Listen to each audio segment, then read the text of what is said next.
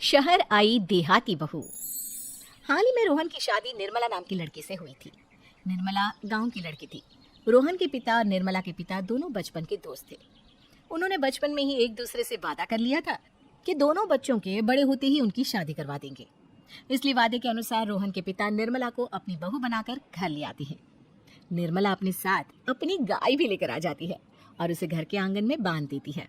अरे ये क्या माँ, भाभी तो गाय भी लेकर आई है हमारे घर में। अभी घर में गाय बंधी देखकर आस पड़ोस के लोग तो हमारा मजाक उड़ाएंगे ना। हाँ बेटा, तू ठीक कहती है, लेकिन क्या करूं मैं। तू तो जानती है तेरे पिता किसी की नहीं सुनते। अरे ये क्या निर्मला, तुम अपने साथ गाय क्यों लेकर आई हो? आपके शहर में पैकेट वाला मिलावटी दूध मिलता है ना, लेकिन मुझे तो रोज ताजा दूध पीने की आदत है। गाय लाकर मैंने ना बहुत अच्छा किया है। अब हम सब रोज ना गाय का ताजा ताजा दूध पियेंगे। अरे ये सब तो ठीक है, लेकिन तुम ध्यान रखना कि तुम्हारी गाय की वजह से आस पड़ोस के लोगों को कोई तकलीफ ना हो। हाँ हाँ, मैं सब देख लूंगी, आप चिंता ना करें।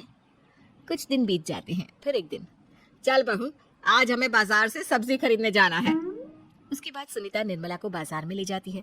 सब्जी के महंगे दाम देखकर निर्मला के तो होश उड़ जाते हैं। ये क्या माँ जी, 1000 रुपए की सब्जी, ये तो बहुत ही ज्यादा है। अब क्या करे बहू, शहर का तो यही हाल है। ना ना ना, मैं इस तरह पैसों की बर्बादी बर्दाश्त नहीं कर सकती। अब से ना हम इस बाजार से सब्जी नहीं खरीदेंगे। यहाँ फिर अगले दिन निर्मला घर के आंगन की मिट्टी खोद कर वहाँ तरह तरह की सब्जियां लगा देती है। अरे काव्या, तेरी भाभी तो बहुत अजीब है। उसने तेरे पूरे आंगन को खेत बना कर रख दिया। मेरी समझ में नहीं आता, तुम लोग इस लड़की को कहाँ से पकड़ कर लाए हो।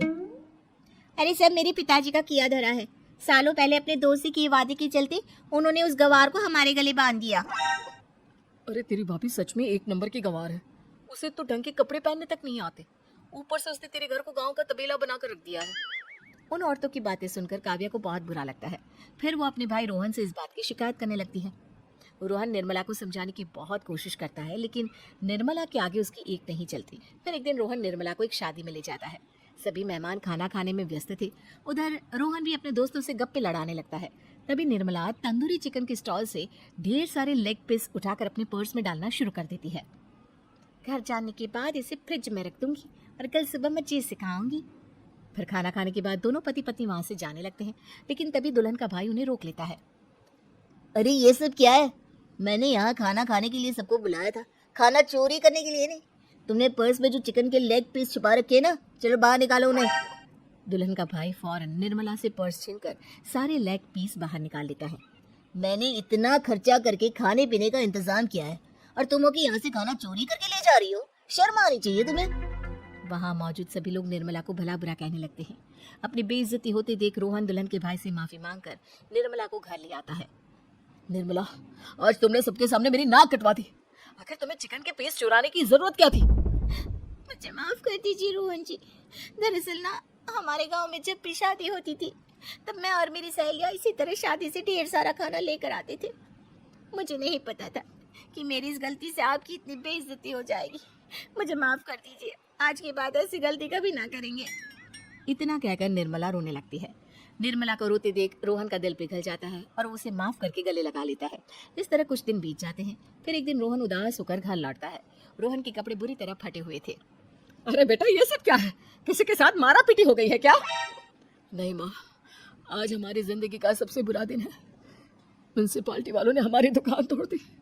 आज से हमारी आमदनी पूरी तरह बंद हो गई। हे भगवान, हमने तो किस्त पर ढेर सारा सामान ले रखा है। अब हम सारे सामान की किस्त कैसे चुकाएंगे?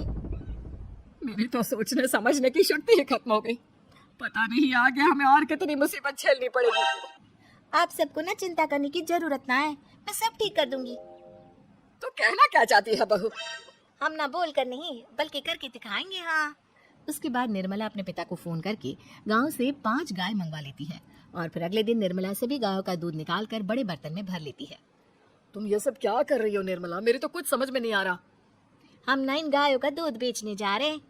इसके बाद हमारे पैसों की समस्या खत्म हो जाएगी। हे भगवान, बस यही दिन देखना बाकी रह गया था। भाभी दूध वाली बनकर दूध बेचेंगी तो मोहल्ले में इज्जत क्या रहेगी हमारी? सभी लोग हमें तरह तरह के ताने मारेंगे। आप ना ऐसी बेकार की बातें ना करो काव्या जी। जब जेब का पैसा और पेट की रोटी छिन जाती है तो इंसान पहले अपने और अपने परिवार के बारे में सोचता है। और वैसे भी जिस काम से हमारा घर चले उसकी कभी ना बुराई नहीं करनी चाहिए। फिर निर्मला दूध के 2 बड़े बर्तन साइकिल के दोनों तरफ लटकाकर मोहल्ले में घूमने लगती है। दूध ले लो, दूध, गाय का ताजा ताजा दूध ले लो,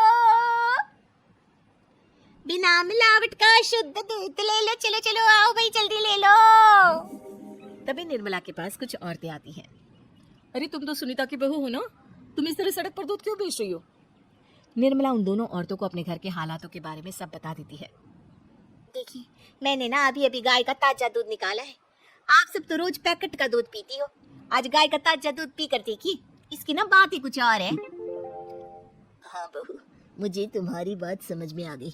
लाओ, मुझे 2 लीटर दूध दे दो। उस औरत की देखा देखी बाकी औरतें भी निर्मला से दूध खरीदना शुरू कर देती है। थोड़ी ही देर में निर्मला सारा दूध बेचकर ढेर सारे पैसे इकट्ठे कर लेती है। उसके बाद निर्मला घर जाकर सारे पैसे अपनी सास को पकड़ा देती है। अरे बहू, इतने सारे पैसे! सच में तेरा आइडिया तो काम कर गया।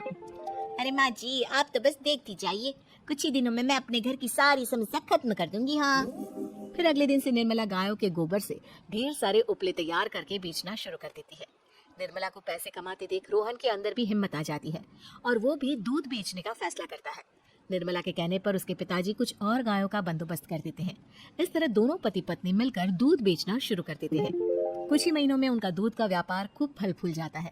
इसके चलते रोहन एक बड़ी दूध की डेयरी भी खोल लेता है।